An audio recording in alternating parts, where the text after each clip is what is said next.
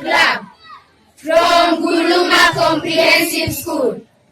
Our project is Plastic for Green Gold. We started this journey when we realized that in our community and the surrounding, people are more suffering because there was not enough land for multi-cropping. Most people here grow maize as a staple food, and this limited both variety and quality of food production in our household. So we did research to find ways to grow different types of crops even when there is limited land space.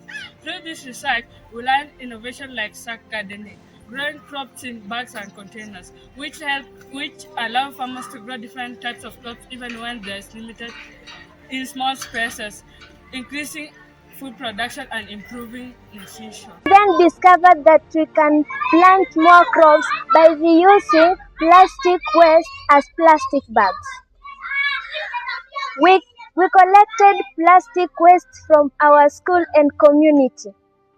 We cleaned them thoroughly and we used them to plant vegetables right here in our school garden.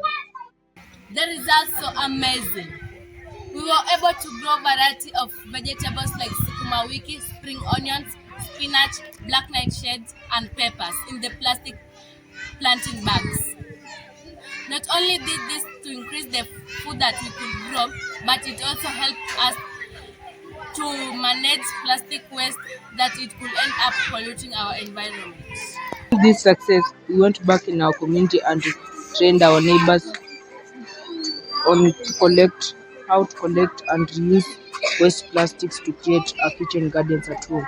Through the guidance of our teacher, Mr. Stanley, we have been able to grow food that helps address SDG 2.0 hunger by improving food security and nutrition. We are also supporting SDG 12 responsible consumption and production and SDG 13 climate action by reducing plastic waste and using resources wisely. We have come to one of our farmer who has learned the knowledge from school to use sack gardens and the corn gardens to establish farming technologies that we do at school.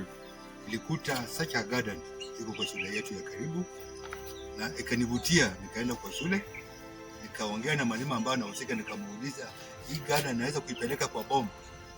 In that process alikubali na akatuita wazazi kadhaa tukaenda kwa shule, na hii garden wazazi kadhaa tumepanda, na hata mbegu ya kwanza niliweka mwalimu alinipa kutoka kwa shule, ndio nikaongeza yangu nikaweka hii, na nilivutiwa na hii type of gardening, corn gardening. We believe that waste is not useless. Waste can be wisdom. By turning plastic into productive gardens, we are feeding our community, protecting the environment, and inspiring others to innovate for greener, healthier future.